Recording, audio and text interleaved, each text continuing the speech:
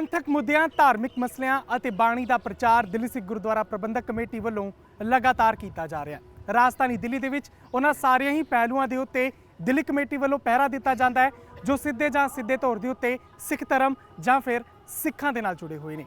ਅਸੀਂ ਆਪਣੀ ਇਸ ਖਾਸ ਪੇਸ਼ਕਸ਼ ਦੇ ਵਿੱਚ ਦਿੱਲੀ ਸਿੱਖ ਗੁਰਦੁਆਰਾ ਪ੍ਰਬੰਧਕ ਕਮੇਟੀ ਵੱਲੋਂ ਧਰਮ ਦੇ ਪ੍ਰਚਾਰ ਤੇ ਪ੍ਰਸਾਰ ਨੂੰ ਲੈ ਕੇ ਜੋ ਕੁਝ ਕਾਰਜ ਕੀਤੇ ਜਾਂਦੇ ਨੇ ਉਸ ਦੀ ਜਾਣਕਾਰੀ ਸੰਗਤਾਂ ਨੂੰ ਦਿੰਦੇ ਹਾਂ ਅਤੇ ਨਾਲ ਹੀ ਦੱਸਦੇ ਹਾਂ ਕਿ ਬੀਤੇ ਹਫ਼ਤੇ ਜੋ ਇਤਿਹਾਸਿਕ ਦਿਹਾੜੇ ਰਹੇ ਨੇ ਉਹਨਾਂ ਦੀ ਉੱਤੇ ਦਿੱਲੀ ਕਮੇਟੀ ਵੱਲੋਂ किस तरीके दे नाल जानकारी संगतां दे नाल सांझी कीती गई है। सो आओ शुरुआत करते हाँ गूंजां सिख विरसे दियां।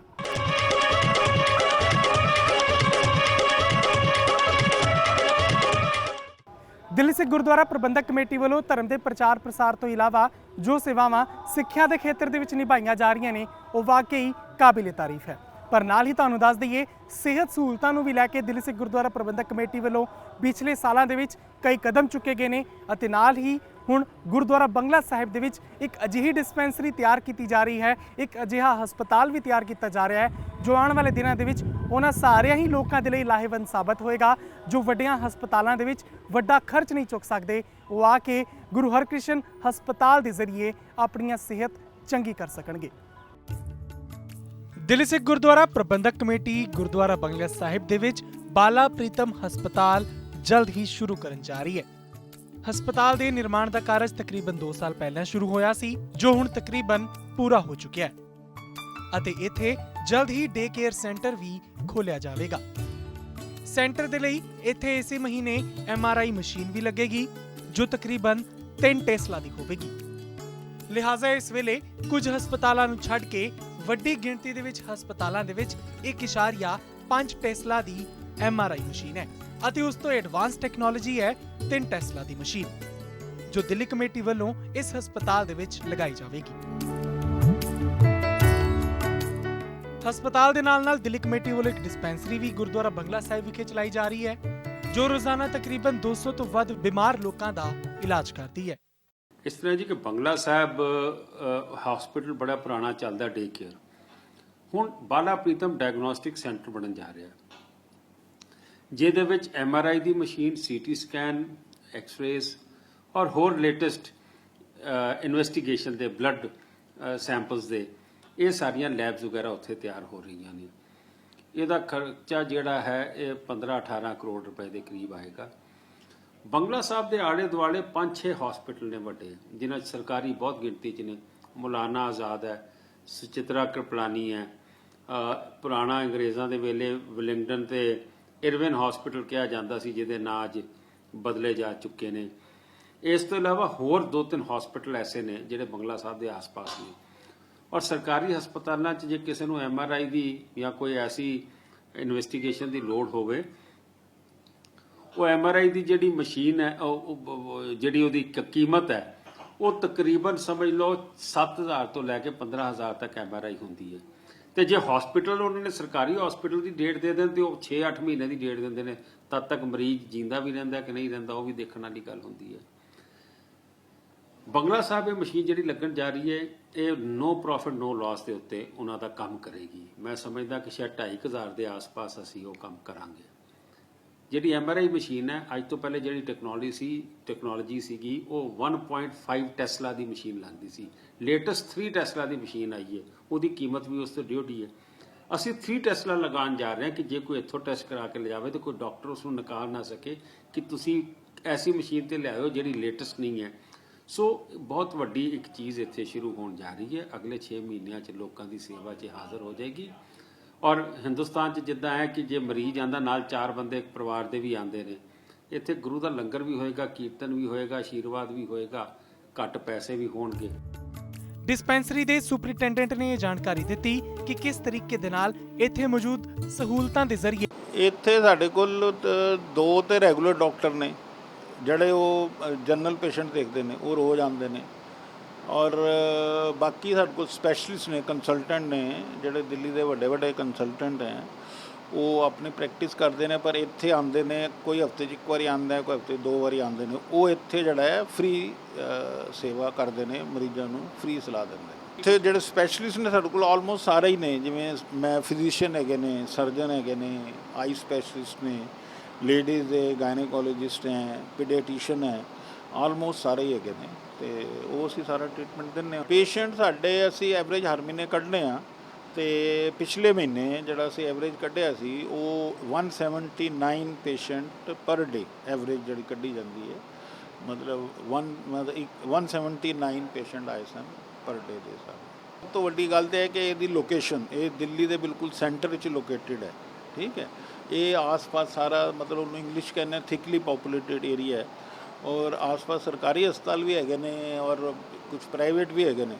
ਲੇਕਿਨ ਜਿਹੜੇ ਅੱਜ ਕੱਲ੍ਹ ਇਨਵੈਸਟੀਗੇਸ਼ਨ ਹੁੰਦੀਆਂ, MRI ਹੁੰਦਾ ਹੈ, CT ਸਕੈਨ ਹੁੰਦੇ ਨੇ, ਈਵਨ ਮੈਮੋਗ੍ਰਾਫੀ ਹੁੰਦੀ ਹੈ, ਈਵਨ ਲੈਬੋਰਟਰੀ ਦੇ ਜਿਹੜੇ ਰੂਟੀਨ ਟੈਸਟ ਹੁੰਦੇ ਨੇ ਉਹ ਅਗਰ ਓਪਨ ਮਾਰਕੀਟ 'ਚ ਕਰਾਏ ਜਾਣ ਤਾਂ ਉਹ ਕਾਫੀ ਉਹਨਾਂ 'ਤੇ ਖਰਚਾ ਹੋ ਜਾਂਦਾ ਹੈ। ਤੇ ਲੇਕਿਨ ਜਿਹੜਾ ਇੱਥੇ ਜੋ ਸਾਡਾ ਪ੍ਰਪੋਜ਼ਲ ਹੈ ਕਿ ਅਸੀਂ ਜਿਹੜਾ ਮਰੀਜ਼ਾਂ ਨੂੰ ਬਹੁਤ ਸਬਸਿਡਾਈਜ਼ ਰੇਟ ਉੱਤੇ ਸਾਰੀ ਫੈਸਿਲਿਟੀ ਦਿਆਂਗੇ ਤੇ ਅਗਰ ਪਰਸੈਂਟੇਜ ਦੇ ਹਿਸਾਬ ਨਾਲ ਕਹੋ ਤੇ ਸੇ ਆਲਮੋਸਟ 20 to 30% ਅਸੀਂ ਚਾਰਜ ਕਰਾਂਗੇ। ਬਾਕੀ ਜਿਹੜਾ ਪੇਸ਼ੈਂਟ ਨੂੰ ਮਤਲਬ ਕਿਉਂਕਿ ਜਿੰਨਾ ਕੁ ਮਤਲਬ ਖਰਚੇ ਦੇ ਹਿਸਾਬ ਨਾਲ ਅਗਰ ਤੁਸੀਂ ਸਮਝੋ ਫੈਸਿਲਿਟੀ ਦੇ ਹਿਸਾਬ ਨਾਲ ਤੇ ਹਰ ਕੋਈ ਮਰੀਜ਼ ਤਾਂ ਅੱਜ ਕੱਲ੍ਹ ਉਹਨੇ ਅਫੋਰਡ ਨਹੀਂ ਕਰਦਾ ਤੇ ਅਸੀਂ ਉਹ ਉਹਨਾਂ ਨੂੰ ਕਾਫੀ ਘੱਟ ਰੇਟ 'ਤੇ ਦਿਆਂਗੇ। ਨਾਲ ਹੀ ਕਿ ਇੱਥੇ ਹੋਰ ਪ੍ਰਪੋਜ਼ਲ ਹੈਗਾ ਸਾਡੇ ਕੋਲ ਕਿ ਇੱਥੇ ਸਾਡੇ ਕੋਲ ਗੁਰਦੁਆਰਾ 'ਚ ਸਰਾਂ ਹੈਗੀ ਹੈ ਤੇ ਅਗਰ ਕੋਈ ਮਰੀਜ਼ ਕਿਤੋਂ ਬਾਹਰੋਂ ਆਉਂਦਾ ਹੈ ਤੇ ਦਿੱਲੀ ਵਾਲੇ ਮਰੀਜ਼ ਤਾਂ ਠੀਕ ਹੈ, ਉਹਨਾਂ ਤੋਂ ਲੋੜ ਨਹੀਂ, ਪਰ ਜਿਹੜਾ ਕੋਈ ਦਿੱਲੀ ਤੋਂ ਬਾਹਰੋਂ ਆਏਗਾ ਤੇ ਉਹਨੂੰ ਅਸੀਂ ਰਹਿਣ ਦਾ ਵੀ ਇੰਤਜ਼ਾਮ ਅਗਰ ਨਹੀਂ ਹੈਗਾ ਉਹਦੇ ਕੋਲ ਤੇ ਉਹ ਵੀ ਇੱਥੋਂ ਪ੍ਰੋਵਾਈਡ ਕਰਾਂਗੇ। ਡਿਸਪੈਂਸਰੀ ਦੇ ਵਿੱਚ ਮੌਜੂਦ ਸੰਗਤਾਂ ਨੇ ਵੀ ਇਹ ਮੰਨਿਆ ਕਿ ਮਹਿੰਗੇ ਇਲਾਜ ਜੋ ਦਿੱਲੀ ਕਮੇਟੀ ਵੱਲੋਂ ਘੱਟ ਖਰਚੇ ਦੇ ਉੱਤੇ ਲੋੜਵੰਦਾਂ ਦੇ ਲਈ ਸ਼ੁਰੂ ਕੀਤੇ ਗਏ ਨੇ ਉਹ ਦਿੱਲੀ ਕਮੇਟੀ ਦਾ ਸ਼ਲਾਘਾਯੋਗ ਕਦਮ ਹੈ।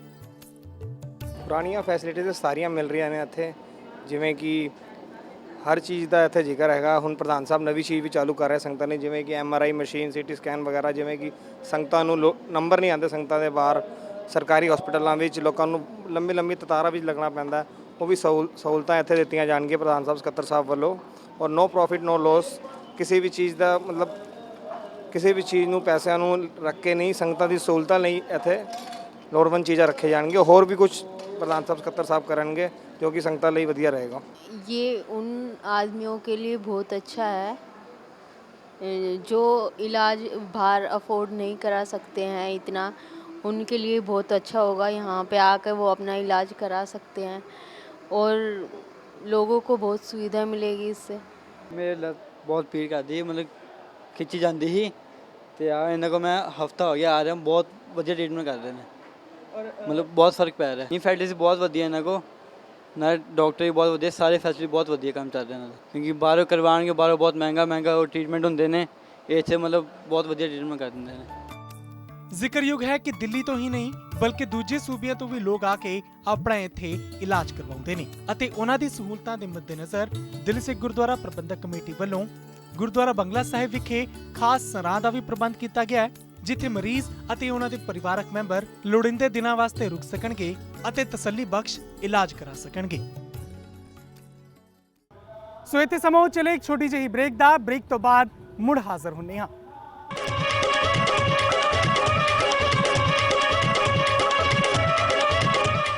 ਆਨੰਦ ਮੈਰਿਜ ਐਕਟ ਸਿੱਖ ਧਰਮ ਦਾ ਇੱਕ ਅਜਿਹਾ ਮੁੱਦਾ ਜਿਹਨੂੰ ਦਿੱਲੀ ਸਿੱਖ ਗੁਰਦੁਆਰਾ ਪ੍ਰਬੰਧਕ ਕਮੇਟੀ ਅਤੇ ਹੋਰ ਕਈ ਸਿੱਖ ਜਥੇਬੰਦੀਆਂ ਦੇ ਵੱਲੋਂ ਲਗਾਤਾਰ ਮੰਗ ਕੀਤੀ ਜਾ ਰਹੀ ਸੀ, ਉਸ ਨੂੰ ਲਾਗੂ ਕਰਨ ਦੀ, ਉਸ ਨੂੰ ਪੂਰਨ ਤਰੀਕੇ ਦੇ ਨਾਲ ਮੰਨਣ ਦੀ। ਤੁਹਾਨੂੰ ਦੱਸ ਦਈਏ ਕਿ ਬੀਤੇ ਸਾਲਾਂ ਦੇ ਵਿੱਚ ਆਨੰਦ ਮੈਰਿਜ ਐਕਟ ਨੂੰ ਲੈ ਕੇ ਜੋ ਵੀ ਕਾਰਵਾਈਆਂ ਦਿੱਲੀ ਕਮੇਟੀ ਜਾਂ ਫਿਰ ਹੋਰ ਸਿੱਖ ਜਥੇਬੰਦੀਆਂ ਦੇ ਵੱਲੋਂ ਕੀਤੀਆਂ ਗਈਆਂ ਨੇ ਉਹ ਹੁਣ ਸਾਬਤ ਹੁੰਦੀਆਂ ਹੋਈਆਂ ਨਜ਼ਰ ਆ ਰਹੀਆਂ ਨੇ ਅਤੇ ਨਾਲ ਹੀ ਛੇਤੀ ਹੀ ਰਾਜਧਾਨੀ ਦੇ ਵਿੱਚ ਆਨੰਦ ਮੈਰਿਜ ਐਕਟ ਲਾਗੂ ਹੋ ਸਕਦਾ ਹੈ। ਜਾਣਕਾਰੀ ਇਹ ਵੀ ਹੈ ਕਿ ਪਾਕਿਸਤਾਨ ਦੀ ਸਿੱਖ ਜਥੇਬੰਦੀਆਂ ਦੇ ਵੱਲੋਂ, ਪਾਕਿਸਤਾਨ ਦੀ ਗੁਰਦੁਆਰਾ ਮੈਨੇਜਮੈਂਟ ਦੇ ਵੱਲੋਂ ਸਿੱਖ ਮੈਰਿਜ ਐਕਟ ਨੂੰ ਪਾਕਿਸਤਾਨ ਦੇ ਵਿੱਚ ਲਾਗੂ ਕਰ ਦਿੱਤਾ ਗਿਆ ਹੈ ਅਤੇ ਹੁਣ ਹਿੰਦੁਸਤਾਨ ਦੇ ਵਿੱਚ ਵੀ ਇਸ ਦੀ ਮੰਗ ਵਧਦੀ ਜਾ ਰਹੀ ਹੈ।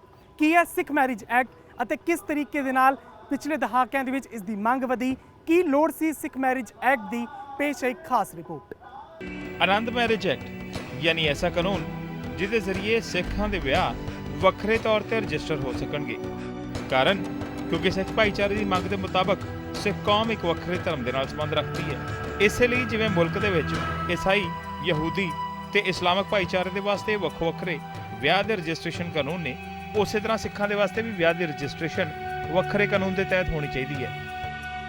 ਚੇਤਾ ਕਰਾ ਦਈਏ ਕਿ ਇਸ ਕਾਨੂੰਨ ਦਾ ਮੁੱਢ ਉਦੋਂ ਵੱਜਿਆ ਸੀ ਜਦੋਂ ਨਾਭੇ ਦੇ ਵਿੱਚ 1908 ਦੇ ਵਿੱਚ ਆਨੰਦ ਮੈਰਿਜ ਐਕਟ ਦਾ ਖਰੜਾ ਤਿਆਰ ਹੋਇਆ ਸੀ ਤੇ 22 ਅਕਤੂਬਰ 1909 ਨੂੰ ਵਾਇਸਰਾਏ ਤੇ ਗਵਰਨਰ ਜਨਰਲ ਨੇ ਇਸ ਕਾਨੂੰਨ ਨੂੰ ਪਾਸ ਕਰ ਦਿੱਤਾ ਸੀ। ਪਰ ਆਜ਼ਾਦੀ ਤੋਂ ਬਾਅਦ ਤੋਂ ਲੈ ਕੇ ਹੁਣ ਤੱਕ ਸਿੱਖ ਇਸ ਕਾਨੂੰਨ ਦੇ ਵਿੱਚ ਨਿੱਕੀਆਂ ਜਿਹੀਆਂ ਸੋਧਾਂ ਦੇ ਪਿੱਛੇ ਤੜਫਦੇ ਤੇ ਸੰਘਰਸ਼ ਕਰਦੇ ਆ ਰਹੇ ਨੇ। ਪਰ ਇਸ ਬਾਵਜੂਦ ਹਾਲੇ ਤੱਕ ਸਿੱਖਾਂ ਦੇ ਵਿਆਹ ਆਨੰਦ ਮੈਰਿਜ ਐਕਟ ਦੇ ਹੇਠਾਂ ਰਜਿਸਟਰ ਹੋਣੇ ਸ਼ੁਰੂ ਨਹੀਂ ਹੋਏ। ਸਿੱਖ ਵਿਆਹ ਜਾਂ ਤਾਂ ਹਿੰਦੂ ਮੈਰਿਜ ਐਕਟ ਦੇ ਹੇਠ ਰਜਿਸਟਰ ਹੁੰਦੇ ਨੇ ਜਾਂ ਸਪੈਸ਼ਲ ਮੈਰਿਜ ਐਕਟ ਦੇ ਹੇਠਾਂ। ਪਰ ਸਿੱਖ ਭਾਈਚਾਰੇ ਦੀਆਂ ਮੰਗਾਂ ਦੇ ਮੁਤਾਬਕ ਤੇ ਮੁਸ਼ਕਲਾਂ ਦੇ ਮੁਤਾਬਕ ਇਸ ਪੂਰੇ ਹਾਲਾਤ ਦੇ ਵਿੱਚ ਸਿੱਖਾਂ ਨੂੰ ਇੱਕ ਵੱਖਰੇ ਧਰਮ ਦੇ ਤੌਰ ਤੇ ਆਪਣੀ ਪਛਾਣ ਖੜੀ ਕਰਨ ਦੇ ਵਿੱਚ ਮੁਸ਼ਕਲ ਆਉਂਦੀ ਹੈ। ਹਾਲਾਂਕਿ ਮੌਜੂਦਾ ਹਿੰਦੂ ਮੈਰਿਜ ਐਕਟ 1955 ਇਹ ਸਾਫ਼ ਕਰਦਾ ਹੈ ਕਿ ਕੋਈ ਵੀ ਸ਼ਖਸ ਜਿਹੜਾ ਮੁਸਲਮਾਨ, ਈਸਾਈ, ਪਾਰਸੀ ਜਾਂ ਯਹੂਦੀ ਨਹੀਂ ਹੈ ਉਹ ਹਿੰਦੂ ਮੈਰਿਜ ਐਕਟ ਦੇ ਹੇਠਾਂ ਹੀ ਵਿਆਹ ਕਰਾਏਗਾ, ਚਾਹੇ ਉਹ ਆਪਣੇ ਵੱਖੋ ਵੱਖਰੇ ਧਰਮ ਨਾਲ ਸੰਬੰਧਿਤ ਹੋਵੇ। ਪਰ ਇਸ ਦੇ ਬਾਵਜੂਦ ਸਾਡੇ ਆਪਣੇ ਮੁਲਕ ਦੇ ਵਿੱਚ ਤੇ ਵਿਦੇਸ਼ਾਂ ਦੇ ਵਿੱਚ ਸਿੱਖਾਂ ਨੂੰ ਆਪਣੀ ਪਛਾਣ ਦੇਣ ਵੇਲੇ ਹਿੰਦੂ ਮੈਰਿਜ ਐਕਟ ਦਾ ਸਰਟੀਫਿਕੇਟ ਦੇਣਾ ਕਾਨੂੰਨੀ ਤੌਰ ਤੇ ਉਹਨਾਂ ਦੀ ਪਛਾਣ ਦੇ ਖਿਲਾਫ ਜਾਂਦਾ ਹੈ। ਸਾਲ 2008 ਦੇ ਵਿੱਚ ਆਨੰਦ ਮੈਰਿਜ ਐਕਟ ਨੂੰ ਪਾਕਿਸਤਾਨ ਦੀ ਸਰਕਾਰ ਨੇ ਪਾਸ ਕਰ ਦਿੱਤਾ ਸੀ। ਸਿੱਖਾਂ ਦੇ ਵਿਆਹ ਹਿੰਦੂ ਧਰਮ ਦੇ ਵਿਆਹਾਂ ਨਾਲੋਂ ਕਾਫੀ ਵੱਡੇ ਢੰਗ ਨਾਲ ਫਰਕ ਰੱਖਦੇ ਨੇ। ਵੈਸੇ ਤਾਂ ਇਹ ਜਾਣਕਾਰੀ ਸਾਡੇ ਦਰਸ਼ਕਾਂ ਨੂੰ ਪਹਿਲਾਂ ਤੋਂ ਹੀ ਹੈ, ਪਰ ਫਿਰ ਵੀ ਬਾਰੀਕੀ ਨਾਲ ਵੇਖਿਆ ਇਹ ਸਾਫ਼ ਕਰਾ ਦਈਏ ਕਿ ਸਿੱਖ ਵਿਆਹਾਂ ਦੇ ਵਿੱਚ ਹਾਜ਼ਰ ਨਾਜ਼ਰ ਗੁਰੂ ਗ੍ਰੰਥ ਸਾਹਿਬ ਨੂੰ ਮੰਨਿਆ ਜਾਂਦਾ ਹੈ, ਜਦੋਂ ਕਿ ਹਿੰਦੂ ਵਿਆਹਾਂ ਦੇ ਵਿੱਚ 9 ਗ੍ਰਹਿਆਂ ਦੀ ਪੂਜਾ ਕੀਤੀ ਜਾਂਦੀ ਹੈ ਤੇ ਅਗਨੀ ਨੂੰ ਹਾਜ਼ਰ ਨਾਜ਼ਰ ਮੰਨ ਕੇ ਗਵਾਹ ਮੰਨਿਆ ਜਾਂਦਾ ਹੈ। ਸਿੱਖ ਵਿਆਹਾਂ ਦੇ ਵਿੱਚ ਗੁਰੂ ਗ੍ਰੰਥ ਸਾਹਿਬ ਦੇ ਦੁਆਲੇ ਗੁਰਬਾਣੀ ਵਿੱਚੋਂ 4 ਲਾਵਾਂ ਪੜ੍ਹੀਆਂ ਜਾਂਦੀਆਂ ਨੇ, ਜਦੋਂ ਕਿ ਹਿੰਦੂ ਵਿਆਹਾਂ ਦੇ ਵਿੱਚ ਇੱਕ ਲੰਮੇ ਕਰਮਕਾਂਡ ਦੌਰਾਨ 7 ਫੇਰੇ ਹੁੰਦੇ ਨੇ। ਸੋ ਇਹਨਾਂ ਹਾਲਾਤਾਂ ਦੇ ਵਿੱਚ ਜਿੱਥੇ ਰੀਤਾਂ ਤੇ ਰਵਾਇਤਾਂ ਫਰਕ ਪੈਂਦੀਆਂ ਨੇ, ਉੱਥੇ ਹੀ ਜਦੋਂ ਇਹ ਵਿਆਹ ਸੰਪੂਰਨ ਹੁੰਦੇ ਨੇ ਤੇ ਇਹਨਾਂ ਸਰਟੀਫਿਕੇਟਾਂ ਨੂੰ ਵਿਦੇਸ਼ਾਂ ਦੇ ਵਿੱਚ ਵਰਤਣ ਦੀ ਲੋੜ ਪੈਂਦੀ ਹੈ ਤਾਂ ਸਿੱਖ ਪਛਾਣ ਦੇ ਅੱਗੇ ਹਿੰਦੂ ਮੈਰਿਜ ਐਕਟ ਦੇ ਹੇਠਾਂ ਹੋਈ ਵਿਆਹ ਦੀ ਰਜਿਸਟ੍ਰੇਸ਼ਨ ਸਵਾਲ ਖੜਾ ਕਰ ਦਿੰਦੀ ਹੈ। ਇੰਨਾ ਹੀ ਨਹੀਂ, ਸਿੱਖ ਧਰਮ ਦੇ ਇੱਕ ਵੱਖਰਾ ਤੇ ਆਜ਼ਾਦ ਧਰਮ ਹੋਣ ਕਰਕੇ ਬਹੁਤ ਸਾਰੇ ਸਿੱਖ ਹਿੰਦੂ ਮੈਰਿਜ ਐਕਟ ਦੇ ਹੇਠਾਂ ਆਪਣੀ ਰਜਿਸਟ੍ਰੇਸ਼ਨ ਕਰਾਉਣਾ ਪਸੰਦ ਹੀ ਨਹੀਂ ਕਰਦੇ। ਇਸ ਲਈ ਕਾਨੂੰਨੀ ਤੌਰ ਤੇ ਇਹਨਾਂ ਦੇ ਵਿਆਹ ਰਜਿਸਟਰ ਹੋਣੋਂ ਰਹਿ ਜਾਂਦੇ ਨੇ। ਹਿੰਦੁਸਤਾਨ ਦੇ ਵਿੱਚ GST ਲਾਗੂ ਹੋਣ ਤੋਂ ਬਾਅਦ ਦਿੱਲੀ ਸਿੱਖ ਗੁਰਦੁਆਰਾ ਪ੍ਰਬੰਧਕ ਕਮੇਟੀ ਵੱਲੋਂ ਇਹ ਰੋਸ ਜਤਾਇਆ ਗਿਆ ਸੀ ਕਿ ਸਰਕਾਰ ਦੇ ਵੱਲੋਂ ਲੰਗਰ ਦੀ ਰਸਦ ਦੇ ਉੱਤੇ ਵੀ GST ਲਗਾਇਆ ਜਾ ਰਿਹਾ ਹੈ ਅਤੇ ਉਸ ਦੇ ਖਿਲਾਫ ਸਿੱਖ ਜਥੇਬੰਦੀਆਂ, ਦਿੱਲੀ ਕਮੇਟੀ ਅਤੇ ਸੰਗਤਾਂ ਦੇ ਵੱਲੋਂ ਵਿਰੋਧ ਕੀਤਾ ਗਿਆ ਸੀ। ਤੁਹਾਨੂੰ ਦੱਸ ਦਈਏ ਕਿ ਵੱਡੀ ਗਿਣਤੀ ਦੇ ਵਿੱਚ ਲੰਗਰ ਗੁਰਦੁਆਰਾ ਬੰਗਲਾ ਸਾਹਿਬ ਅਤੇ ਗੁਰਦੁਆਰਾ ਰਕਾਬਗੰਜ ਸਾਹਿਬ ਤੋਂ ਰੋਜ਼ਾਨਾ ਲੋੜ ਦੇ ਅਨੁਸਾਰ ਜੰਤਰ ਮੰਤਰ ਪਹੁੰਚਾਇਆ ਜਾਂਦਾ ਹੈ। ਜੰਤਰ ਮੰਤਰ ਦੇ ਉੱਤੇ ਜਿੰਨੇ ਵੀ ਲੋਕ ਪ੍ਰਦਰਸ਼ਨ ਕਰ ਰਹੇ ਹੁੰਦੇ ਨੇ, ਸਰਕਾਰ ਦੇ ਖਿਲਾਫ ਆਪਣੀਆਂ ਮੰਗਾਂ ਨੂੰ ਲੈ ਕੇ ਉਹਨਾਂ ਨੂੰ ਲੰਗਰ ਛਕਾਇਆ ਜਾਂਦਾ ਹੈ ਅਤੇ ਉਹੀ ਲੰਗਰ ਹੈ ਜਿਸ ਦੇ ਉੱਤੇ ਸਰਕਾਰ ਨੇ GST ਲਗਾਇਆ ਹੈ ਅਤੇ ਲੰਗਰ ਲੋੜਵੰਦਾਂ ਦੀ ਢਿੱਡੋਂ ਖਾਲੀ ਲੋਕਾਂ ਦੀ ਭੁੱਖ ਨੂੰ ਮਿਟਾਉਂਦਾ ਹੈ। ਦਿੱਲੀ ਸਿੱਖ ਗੁਰਦੁਆਰਾ ਪ੍ਰਬੰਧਕ ਕਮੇਟੀ ਵੱਲੋਂ ਲਗਾਤਾਰ ਪਿਛਲੇ ਕਈ ਸਾਲਾਂ ਤੋਂ ਗੁਰਦੁਆਰਾ ਬੰਗਲਾ ਸਾਹਿਬ ਅਤੇ ਗੁਰਦੁਆਰਾ ਰਕਾਬਗੰਜ ਸਾਹਿਬ ਤੋਂ ਵੱਡੀ ਗਿਣਤੀ ਦੇ ਵਿੱਚ ਲੰਗਰ ਤਿਆਰ ਕਰਕੇ ਜੰਤਰ ਮੰਤਰ ਭੇਜਿਆ ਜਾਂਦਾ ਹੈ ਤਾਂ ਜੋ ਉੱਥੇ ਆਪਣੀਆਂ ਮੰਗਾਂ ਨੂੰ ਲੈ ਕੇ ਬੈਠੇ ਪ੍ਰਦਰਸ਼ਨਕਾਰੀ ਭੁੱਖੇ ਨਾ ਰਹਿਣ। ਲਿਹਾਜ਼ਾ ਲੰਗਰ ਦੀ ਰਸਦ ਦੇ ਉੱਤੇ GST ਲਾਗੂ ਹੋਣ ਤੋਂ ਬਾਅਦ ਵੀ ਇਹ ਪ੍ਰਕਿਰਿਆ ਬਾਦਸਤੂਰ ਜਾਰੀ ਰਹੀ ਅਤੇ ਬੀਤੇ ਹਫ਼ਤੇ ਤਮਿਲਨਾਡੂ ਤੋਂ ਆਏ ਕਿਸਾਨਾਂ ਦੇ ਲਈ ਵਿਸ਼ੇਸ਼ ਤੌਰ ਤੇ ਗੁਰਦੁਆਰਾ ਬੰਗਲਾ ਸਾਹਿਬ ਤੋਂ ਲੰਗਰ ਤਿਆਰ ਕਰਕੇ ਜੰਤਰ ਮੰਤਰ ਭੇਜਿਆ ਗਿਆ। ਧਰਨੇ ਤੇ ਬੈਠੇ ਕਿਸਾਨਾਂ ਨੇ ਸਾਫ਼ ਕਿਹਾ ਕਿ ਉਹ ਤਮਿਲਨਾਡੂ ਤੋਂ ਆਏ ਨੇ ਅਤੇ ਜੇਕਰ ਦਿੱਲੀ ਸਿੱਖ ਗੁਰਦੁਆਰਾ ਪ੍ਰਬੰਧਕ ਕਮੇਟੀ ਦਾ ਉਹਨਾਂ ਨੂੰ ਸਹਿਯੋਗ ਨਾ ਮਿਲਦਾ ਤਾਂ ਉਹਨਾਂ ਦਾ ਧਰਨਾ ਕਈ ਹਫ਼ਤਿਆਂ ਪਹਿਲਾਂ ਹੀ ਖਤਮ ਹੋ ਜਾਂਦਾ। ਲਿਹਾਜ਼ਾ ਕਈ ਅਖਬਾਰਾਂ ਨੇ ਵੀ ਇਹ ਖਬਰ ਛਾਪੀ ਕਿ ਦਿੱਲੀ ਸਿੱਖ ਗੁਰਦੁਆਰਾ ਪ੍ਰਬੰਧਕ ਕਮੇਟੀ ਵੱਲੋਂ ਤਮਿਲਨਾਡੂ ਤੋਂ ਆਏ ਕਿਸਾਨਾਂ ਦੇ ਲਈ ਲੰਗਰ ਦੀ ਸੇਵਾ ਕੀਤੀ ਜਾ ਰਹੀ ਹੈ। ਅਖਬਾਰਾਂ ਦੇ ਵਿੱਚ ਖਬਰ ਨਸ਼ਰ ਹੋਣ ਤੋਂ ਬਾਅਦ ਦੁਬਾਰਾ ਤੋਂ ਲੰਗਰ ਦੀ ਰਸਦ ਦੇ ਉੱਤੇ GST ਹਟਾਉਣ ਦੀ ਮੰਗ ਸ਼ੁਰੂ ਹੋ ਗਈ। ਤੁਹਾਨੂੰ ਇਹ ਦੱਸਦੇ ਹਾਂ ਕਿ ਇਹ ਪੂਰਾ ਵਿਵਾਦ ਸ਼ੁਰੂ ਕਿੱਥੋਂ ਹੋਇਆ ਸੀ। ਦੇਸ਼ ਭਰ ਦੇ ਵਿੱਚ GST ਲਾਗੂ ਹੋਣ ਤੋਂ ਬਾਅਦ ਸਾਰੀਆਂ ਹੀ ਧਾਰਮਿਕ ਸੰਸਥਾਵਾਂ ਇਸ ਦੇ ਦਾਇਰੇ ਦੇ ਵਿੱਚ ਆਈਆਂ। ਕਮੇਟੀ ਪ੍ਰਧਾਨ ਮਨਜੀਤ ਸਿੰਘ ਜੀਕੇ ਨੇ ਇਸੇ ਬਾਬਤ ਬੀਤੇ ਦਿਨੀ ਦੇਸ਼ ਦੇ ਖਜ਼ਾਨਾ ਮੰਤਰੀ ਅਰੁਣ ਜੇਟਲੀ ਦੇ ਨਾਲ ਮੁਲਾਕਾਤ ਕੀਤੀ ਅਤੇ ਕੇਂਦਰੀ ਮੰਤਰੀ ਹਰਸਿਮਰਤ ਕੌਰ ਬਾਦਲ ਵੱਲੋਂ ਇਸ ਸੰਬੰਧੀ ਖਜ਼ਾਨਾ ਮੰਤਰੀ ਨੂੰ ਭੇਜੇ ਗਏ ਪੱਤਰ ਦੀ ਵੀ ਜਾਣਕਾਰੀ ਦਿੱਤੀ।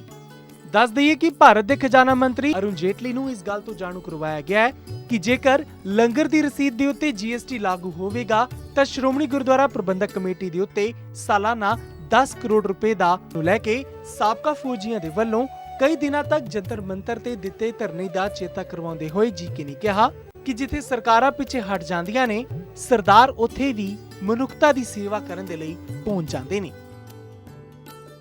ਮੈਂ ਜਦੋਂ ਮਿਲਿਆ ਅਰੁਣ ਜੇਟਲੀ ਗੁਰਦੁਆਰੇ ਆਲ ਅਰਾਊਂਡ ਦੀ ਗਲੋਬ, ਮੈਂ ਹਿੰਦੁਸਤਾਨ ਦੀ ਗੱਲ ਛੱਡ ਦੇਵਾਂ, ਮੈਂ ਦਿੱਲੀ ਦੀ ਗੱਲ ਛੱਡ ਦੇਵਾਂ, ਸਭ ਜਗ੍ਹਾ ਲੱਖਾਂ ਸ਼ਰਧਾਲੂਆਂ ਨੂੰ ਲੰਗਰ ਦਿੰਦੇ ਨੇ। ਸ਼ਰਧਾਲੂਆਂ ਤੋਂ ਇਲਾਵਾ ਕਈ ਲੋੜਵੰਦ ਐਸੇ ਨੇ ਜਿਹੜੇ ਆਪਣੀ ਰੋਜ਼ੀ ਰੋਟੀ ਨਾਲ ਘਰ ਦਾ ਗੁਜ਼ਰ ਵੀ ਨਹੀਂ ਕਰ ਸਕਦੇ, ਉਹ ਵੀ ਗੁਰਦੁਆਰਿਆਂ ਜਾ ਕੇ ਲੰਗਰ ਛਕਦੇ ਨੇ। ਕਿਤੇ ਤਰਾਸਦੀ ਆ ਜਾਵੇ, ਤੁਸੀਂ ਦੇਖਿਆ ਭਾਵੇਂ ਉੱਤਰਾਖੰਡ ਹੋਵੇ, ਜੰਮੂ ਕਸ਼ਮੀਰ ਹੋਵੇ, ਹਜ਼ਾਰਾਂ ਲੋਕਾਂ ਲਈ ਰੋਜ਼ ਅਸੀਂ ਗਵਰਨਮੈਂਟ ਦਾ ਜੋ ਡਿਊਟੀ ਹੈ ਉਹ ਅਸੀਂ ਨਿਭਾਉਂਦੇ ਹਾਂ।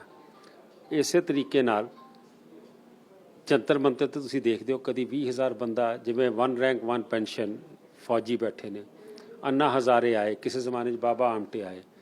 ਜੰਤਰ ਮੰਤਰ ਤੇ ਕਿਸੇ ਪੋਲੀਟੀਕਲ ਪਾਰਟੀ ਦੀ ਰੈਲੀ ਹੋਵੇ, ਭਾਵੇਂ ਕਾਂਗਰਸ ਦੀ ਹੋਵੇ, ਭਾਵੇਂ ਕਿਸਾਨ ਮੋਰਚਾ ਦੀ ਹੋਵੇ, ਭਾਵੇਂ JDU ਦੀ ਹੋਵੇ, ਭਾਵੇਂ ਤਮਿਲਨਾਡੂ ਦੀ ਹੋਵੇ, 20-20 ਹਜ਼ਾਰ ਬੰਦਿਆਂ ਨੂੰ ਅਸੀਂ ਲੰਗਰ ਵੀ ਛਕਾਉਂਦੇ ਹਾਂ, ਰਖਾਉਂਦੇ ਵੀ ਹਾਂ। ਤੇ ਮੈਂ ਸਮਝਦਾ ਵਾਂ ਕਿ ਇੱਕ ਬਹੁਤ ਵੱਡੀ ਸੇਵਾ ਦੇਸ਼ ਦੀ ਗੁਰਦੁਆਰੇ ਸਾਹਿਬਾਨ ਕਰਦੇ ਨੇ ਤੇ ਇਹਨਾਂ ਨੂੰ GST ਤੋਂ ਬਾਹਰ ਰੱਖਣਾ ਚਾਹੀਦਾ। ਫਾਈਨਾਂਸ ਮਿਨਿਸਟਰ ਸਾਹਿਬ ਨਾਲ ਇਸ ਤੇ ਗੱਲ ਹੋਈ ਹੈ ਔਰ ਉਹਨਾਂ ਨੇ ਭਰੋਸਾ ਦਿਲਾਇਆ ਕਿ ਅਸੀਂ ਇਸ ਤੇ ਜ਼ਰੂਰ ਵਿਚਾਰ ਕਰਾਂਗੇ। ਦਿੱਲੀ ਕਮੇਟੀ ਲੰਗਰ ਭੇਜਣ ਵੇਲੇ ਕਿਸੇ ਵੀ ਸਿਆਸੀ ਪਾਰਟੀ ਦੇ ਪ੍ਰਦਰਸ਼ਨ ਨੂੰ ਸਿਆਸੀ ਨੀਅਤ ਦੇ ਨਾਲ ਨਹੀਂ ਵੇਖਦੀ। ਇਸੇ ਲਈ ਲੰਗਰ ਦੀ ਰਸੀਦ ਨੂੰ ਟੈਕਸ ਛੂਟ ਦੇ ਕੇ ਸਰਕਾਰ ਆਮ ਲੋਕਾਂ ਦਾ ਭਲਾ ਕਰ ਸਕਦੀ ਹੈ। ਇਸ ਸੰਬੰਧੀ ਸ਼੍ਰੋਮਣੀ ਕਮੇਟੀ ਨੂੰ ਸ਼੍ਰੀ ਦਰਬਾਰ ਸਾਹਿਬ ਅੰਮ੍ਰਿਤਸਰ ਅਤੇ ਕਈ ਹੋਰ ਗੁਰਧਾਮਾਂ ਦੇ ਲੰਗਰਾਂ ਦੇ ਲਈ ਪੰਜਾਬ ਸਰਕਾਰ ਦੇ ਵੱਲੋਂ ਵੈਟ ਤੋਂ ਮਿਲੀ ਛੂਟ ਦਾ ਵੀ ਜੀਕੇ ਨੇ ਹਵਾਲਾ ਦਿੱਤਾ। ਮਨਜੀਤ ਸਿੰਘ ਜੀਕੇ ਨੇ ਜਾਣਕਾਰੀ ਦਿੱਤੀ ਕਿ GST ਦੇ ਵਿੱਚ ਅੱਧਾ ਟੈਕਸ ਕੇਂਦਰ ਸਰਕਾਰ ਦਾ ਅਤੇ ਅੱਧਾ ਸੂਬਾ ਸਰਕਾਰ ਦਾ ਹੈ। ਇਸ ਲਈ ਉਹ ਛੇਤੀ ਤੋਂ ਛੇਤੀ ਦਿੱਲੀ ਦੇ ਮੁੱਖ ਮੰਤਰੀ ਅਰਵਿੰਦ ਕੇਜਰੀਵਾਲ ਨੂੰ ਮਿਲ ਕੇ ਲੰਗਰ ਦੀ ਰਸੀਦ ਨੂੰ ਟੈਕਸ ਤੋਂ ਛੂਟ ਦੇਣ ਦੀ ਮੰਗ ਕਰਨਗੇ। ਸੋ ਇਹ ਸੀ ਸਾਡੀ ਖਾਸ ਪੇਸ਼ਕਸ਼ ਗੂੰਜਾਂ ਸਿੱਖ ਵਿਰਸੇ ਦੀਆਂ। ਜੇਕਰ ਤੁਸੀਂ ਸਾਡੇ ਇਸ ਪ੍ਰੋਗਰਾਮ ਬਾਰੇ ਜਾਂ ਫਿਰ ਦਿੱਲੀ ਸਿੱਖ ਗੁਰਦੁਆਰਾ ਪ੍ਰਬੰਧਕ ਕਮੇਟੀ ਨੂੰ ਕੋਈ ਰਾਏ, ਕੋਈ ਸੁਝਾਅ ਦੇਣਾ ਚਾਹੁੰਦੇ ਹੋ ਤਾਂ ਸਾਡਾ ਈਮੇਲ ਪਤਾ ਨੋਟ ਕਰ ਲਓ।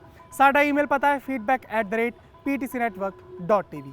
ਅਗਲੇ ਹਫਤੇ ਮੁੜ ਤੋਂ ਹੋਵਾਂਗੇ ਹਾਜ਼ਰ। ਤਦ ਤੱਕ ਲਈ ਦਿਓ ਇਜਾਜ਼ਤ। ਵਾਹਿਗੁਰੂ ਜੀ ਕਾ ਖਾਲਸਾ, ਵਾਹਿਗੁਰੂ ਜੀ ਕੀ ਫਤਿਹ। ਸਤਿ ਸ੍ਰੀ ਅਕਾਲ।